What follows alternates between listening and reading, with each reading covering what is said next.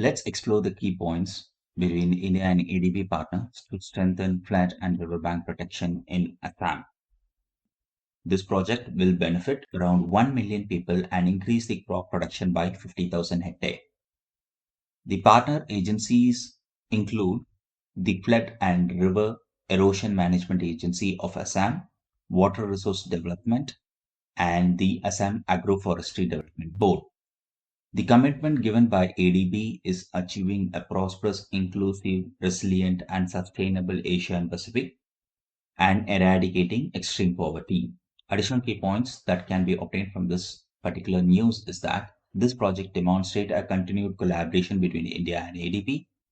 This focuses on both structural and nature-based solutions for long-term flood and erosion management.